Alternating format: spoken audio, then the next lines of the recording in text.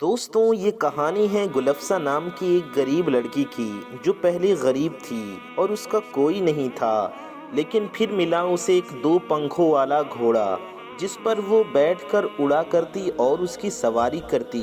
اس گھوڑے نے گلفسہ کو خوب دولت دی اور اسے امیر بنا دیا۔ اب گلفسہ وہ لڑکی نہیں رہی تھی جو بھوکی پیاسی راتیں کاٹا کرتی۔ اس کے چہرے پر اب رونق تھی، کپڑوں میں نئی چمک اور دل میں ایک عجیب سی گرماہٹ، اور یہ سب کسی اور کی وجہ سے نہیں، اسی دو پنکھوں والے گھوڑے کی وجہ سے تھا جس کا نام زریاب تھا۔ ہر رات جب زریاب اس کے آنگن میں اترتا تو ہوا میں ہلکی خوشبو پھیل جاتی۔ گلفسہ اب انتظار کر رہی تھی جیسے کوئی اپنی روح کے حصے کا انتظار کرتا ہے۔ ایک شام گلفسہ نے ہمت جٹائی اور کہا، زریاب، تمہیں دیکھ کر ایسا لگتا ہے جیسے دنیا کی ساری تکلیفیں پیچھے چھوٹ گئی ہیں، لیکن دل میں ڈر بھی ہے۔ زریاب نے کہا، کیسا ڈر؟ یہ سب جو تم مجھے دیتے ہو، سونا، کھانا، سائیکل، ہار، کہیں یہ سب ایک دن سپنا نہ ثابت ہو اگر تم اچانک چلے گئے تو۔ دوستوں، دراصل زریاب نام کا دو پنکھوں والا گھوڑا ایک جن تھا، اور وہ گلفسہ کے پاس کبھی کبھی انسانی صورت میں بھی آیا کرتا تھا، ایک خوبصورت نوجوان بن کر۔ یہ باتیں چل ہی رہی تھی، زریاب کی آنکھوں میں گہرائی اتر آئی۔ گلفسہ، میں نے صدیوں سے بہت چہرے دیکھے ہیں، مگر تمہاری معصومیت نے میری روح باندھ دی ہے۔ میں کہیں نہیں جا رہا جب تک تم چاہو۔ گلفسہ کا دل دھڑک اٹھا، اس کے گالوں پر ہلکی لالی چھا گئی۔ پہلی بار اس نے محسوس کیا کہ زریاب صرف رحم سے نہیں بلکہ محبت سے اس کی اور کھنچ رہا ہے۔ مگر قصبے کے لوگ چپ نہیں تھے۔ انہوں نے دیکھا کہ گلفسہ اچانک امیر کیسے ہو گئی، نیا گھر بنانے لگی، اچھا کھانا کھانے لگی اور مہنگے کپڑے پہننے لگی۔ گلی محلے کی عورتیں آپس میں کانا پھوسی کرنے لگی، کہیں اس کا کوئی چھپا ہوا عاشق تو نہیں؟ یہ سونا پیسہ کہاں سے آ رہا ہے؟ یہ لڑکی صاف صاف کچھ چھپا رہی ہے۔ گلفسہ باہر سے مضبوط دکھتی لیکن اندر سے ڈرتی تھی۔ اسے پتا تھا کہ اگر کسی نے زریاب کو دیکھ لیا تو ہنگامہ مچ جائے گا۔ اس رات جب زریاب آیا تو گلفسہ نے آنسوؤں سے بھری آواز میں کہا، لوگ مجھ پر شک کرنے لگے ہیں، اگر تمہارا سچ سامنے آ گیا تو۔ زریاب نے اس کے آنسو پوچھتے ہوئے کہا، تمہیں میری قسم، کبھی ڈرنا مت۔ اگر پوری دنیا تمہارے خلاف ہو جائے تو بھی میں تمہارے ساتھ کھڑا رہوں گا۔ گلفسہ نے پہلی بار اس کے ہاتھوں کو اپنے ہاتھوں میں لیا۔ اس کے ہاتھوں کا چھونا اجنبی ہوتے ہوئے بھی اتنا اپنا تھا کہ اس کی روح کانپ اٹھی۔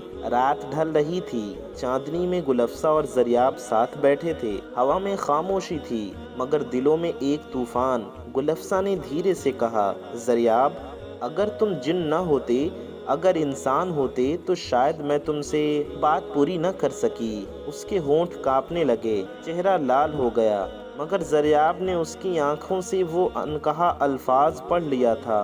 اس نے بس مسکرا کر کہا، کبھی کبھی محبت انسان اور جن کی حدیں بھی مٹا دیتی ہیں۔ گلفسہ کا دل دھک دھک کرنے لگا۔ اب یہ رشتہ صرف رحم اور دوستی کا نہیں رہا تھا، یہ عشق کی پہلی آہٹ تھی۔ قصبے میں اب گلفسہ کی زندگی سب کی نظر میں تھی۔ کبھی جو لڑکی دوسروں سے سوکھی روٹی مانگ کر گزارا کرتی تھی، اب اسی کے گھر سے ہر روز خوشبودار پکوانوں کی خوشبو آتی۔ اس کے پرانے مٹی کے گھر کی جگہ اب پکی دیواریں کھڑی ہو رہی تھیں۔ گلی محلے کے لوگ برداشت نہیں کر پا رہے تھے، ان کی باتیں اب کانا پھوسی سے آگے بڑھ کر زبان پر آ چکی تھیں۔ یہ سب اچانک کیسے ہو گیا؟ کہیں چوری ڈکیتی کا مال تو نہیں، یا پھر اس کے پیچھے کوئی چھپا ہوا عاشق ہے؟ گلفسہ ان تانوں کو سن کر روز روتی تھی لیکن چپ رہتی۔ اس کے پاس کوئی جواب نہ تھا، کیونکہ سچ کہتی تو کون یقین کرتا کہ اس کی قسمت بدلنے والا کوئی دو پنکھوں والا گھوڑا ہے، کوئی جن ہے۔ ایک دن مسجد کے باہر کچھ عورتوں نے مولوی صاحب کو گھیر لیا۔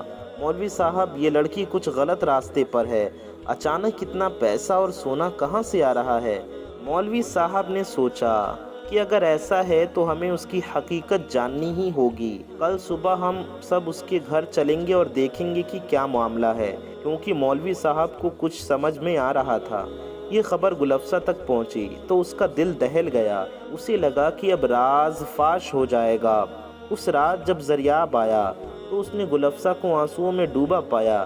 گلفسہ کیا ہوا؟ گلفسہ نے سسکتے ہوئے کہا، لوگ مجھے بدنام کر رہے ہیں، کل وہ سب میرے گھر پر چھان بین کرنے آئیں گے، اگر تمہیں دیکھ لیا تو میری عزت مٹی میں مل جائے گی۔ زریاب کی آنکھوں میں ایک تیز چمک آئی، تمہیں کچھ نہیں ہوگا، اگر پوری دنیا تمہارے خلاف کھڑی ہو جائے تب بھی میں تمہاری ڈھال بنوں گا۔ گلفسہ نے اس کی اور دیکھا، اس کی آنکھوں میں ڈر کے ساتھ ساتھ ایک انکہی محبت بھی تھی۔ اگلی صبح سچ مچ پورا محلہ اس کے دروازے پر آ گیا۔ مولوی صاحب آگے تھے، گلفسہ ہمیں سچ سچ بتاؤ، یہ دولت کہاں سے آ رہی ہے؟ گلفسہ کانپنے لگی، اس کے ہونٹ نہ کھل سکے۔ بھیڑ غصے میں تھی، یہ لڑکی جھوٹ بول رہی ہے، اس کے پیچھے کوئی جادو ٹونا ہے۔ کچھ لوگ تو گھر میں گھسنے لگے۔ اسی پل ہوا میں ایک عجیب سی سنسناہٹ ہوئی، آسمان کالا پڑ گیا اور دیکھتے ہی دیکھتے وہی 2 پنکھوں والا گھوڑا چھت سے اتر آیا۔ بھیڑ چیخ پڑی، عورتیں بچوں کو اٹھا کر بھاگی، مرد ڈر کے مارے پیچھے ہٹ گئے۔ جن جن! زریاب کی آواز گونجی۔ کسی نے اگر گلفسہ پر انگلی اٹھائی تو یاد رکھنا اس کا حشر اچھا نہیں ہوگا۔ بھیڑ ڈر کے مارے تتر بتر ہو گئی۔ مولوی صاحب نے کہا، مجھے پہلے ہی پتا تھا ضرور ایسا ہی کچھ معاملہ ہو سکتا ہے۔ مولوی صاحب نے کہا، میں نے آپ سے پہلے ہی کہا تھا اتنے سارے لوگوں کا آنا ٹھیک نہیں، یہ گلفسہ بچی پریشان ہوگی، لیکن آپ لوگ زبردستی آ گئے، میں اس سے بات کر سکتا تھا۔ مولوی صاحب کے سمجھانے کے باوجود لوگ گلفسہ کو پریشان کرنے آ گئے تھے۔ مولوی صاحب اکیلے چپ چاپ خاموشی سے گلفسہ کے گھر آ رہے تھے، لیکن لوگوں نے گلفسہ کو پریشان کرنا چاہا، لیکن زریاب نے سب کو ڈرا کر بھگا دیا۔ مولوی صاحب نے سوچا یہ صحیح وقت نہیں ہے، وہ چپ چاپ اپنے گھر واپس چل پڑے۔ جب سب لوگ چلے گئے، گلفسہ پھوٹ پھوٹ کر رو پڑی، تم نے میری عزت بچا لی، ورنہ آج میں سب کی نگاہوں میں گر جاتی۔ زریاب نے اس کی اور دیکھتے ہوئے کہا، گلفسہ یہ میرا وعدہ ہے، جب تک میں ہوں تمہیں کسی کے طعنوں یا ظلم کا سامنا اکیلے نہیں کرنا پڑے گا۔ گلفسہ کے آنسو پوچھے، اس کے دل میں ڈر اب بھی تھا، لیکن اس ڈر سے بڑی چیز اب محبت تھی۔ وہ جان چکی تھی کہ زریاب اس کے لیے صرف ایک سہارا نہیں بلکہ اس کی زندگی کا سب سے اہم حصہ بن چکا ہے۔ اس رات گلفسہ اپنے آنگن میں بیٹھی تھی، چاند آدھا ڈھکا ہوا تھا اور ہوا میں ہلکی سی ٹھنڈک تھی۔ زریاب ہمیشہ کی طرح آیا، مگر اس کے چہرے پر ایک عجیب سی تھکان تھی، اس کی آنکھیں گہری اور بھاری لگ رہی تھیں۔ گلفسہ نے گھبرا کر پوچھا، زریاب کیا ہوا؟ آج تمہیں دیکھ کر لگ رہا ہے جیسے کوئی بوجھ اٹھائے ہو۔ زریاب کچھ پل چپ رہا، پھر اس نے گہری سانس لی اور کہا، گلفسہ آج تک میں نے تمہیں اپنے بارے میں سچ نہیں بتایا، اب وقت آ گیا ہے کہ تم جانو میں کون ہوں اور کیوں تمہاری زندگی میں آیا۔ زریاب نے اس کی آنکھوں میں دیکھا اور دھیرے دھیرے جواب دیا، میں بھی تمہاری طرح پیدا ہوا تھا گلفسہ، جیسے انسانوں کا خاندان ہوتا ہے ویسے ہی جنوں کے بھی ہوتے ہیں، میرا بھی ایک قبیلہ تھا، ہم سب آگ سے بنے ہیں لیکن جیتے مرتے انسانوں کی طرح ہی ہیں، بس فرق اتنا ہوتا ہے کہ ہماری عمر بہت لمبی ہوتی ہے اور ہم اپنی شکل و صورت بدل سکتے ہیں۔ گلفسہ نے پوچھا، تو پھر تم اکیلے کیوں ہو؟ تمہارا قبیلہ کہاں ہے؟ زریاب کی نظریں بھاری ہو گئی، اس نے کہا، لڑائی میں میرا قبیلہ تباہ ہو گیا، میں تو بچ گیا لیکن تنہا رہ گیا، تب سے میں بھٹک رہا ہوں جب تک تمہیں نہیں پایا۔ اب زریاب جب بھی گھر میں آتا تو گلفسہ کو ایک خوف سا محسوس ہونے لگتا۔ دن بدن زریاب کا رنگ بدلتا گیا اور اس کا برتاؤ بھی بدلتا گیا۔ اب گلفسہ کو اس سے ڈر محسوس ہونے لگا، لیکن وہ ڈر کے مارے زریاب سے کچھ نہ کہتی۔ اسے اس بات کا احساس ہوا کہ وہ انسان نہیں بلکہ ایک جن ہے اور اسے کبھی بھی نقصان پہنچا سکتا ہے۔ ایک دن وہ پریشان ہو کر دھیرے دھیرے خاموشی کے ساتھ امام صاحب کے پاس، یعنی انہی مسجد کے مولوی صاحب کے پاس آئی اور انہیں سب کچھ شروع سے لے کر اب تک کا ماجرا بتا دیا۔ مولوی صاحب نے کہا، بیٹی مجھے پہلے ہی پتا تھا تمہارے ساتھ ایسا کچھ معاملہ ہے، تمہارے پیچھے ایک جن پڑا ہوا ہے اور میں اس انتظار میں تھا کہ تم کب میرے پاس آؤ۔ تمہیں پریشان ہونے کی ضرورت نہیں ہے، وہ جن تمہیں نقصان پہنچا سکتا ہے لیکن میں اس کا حل کرتا ہوں، تم اس سے دور ہی رہنا۔ پھر مولوی صاحب نے کچھ عمل کیا اور کچھ وظیفے گلفسہ کو بتائے۔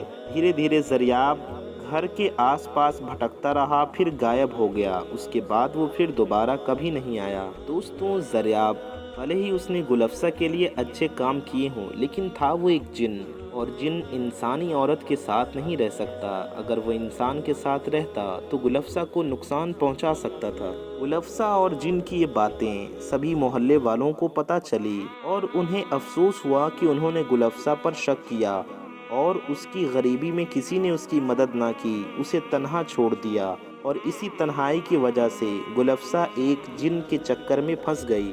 انہوں نے گلفسہ سے معافی مانگی۔ یہ بات تو مشہور ہو چکی تھی، لیکن سب کے دل میں گلفسہ کے لیے محبت اور رحم جاگ اٹھی۔ سب نے اس کے ساتھ اچھا برتاؤ کرنا شروع کیا۔ گلفسہ کے پاس زریاب کی دی ہوئی دولت تھی، جس سے اس نے کاروبار شروع کیا۔ اب اس کے پاس اچھا گھر بھی تھا، اچھا کاروبار بھی تھا۔ وہ غریبوں کی مدد کرتی اور خوشحال زندگی گزارتی۔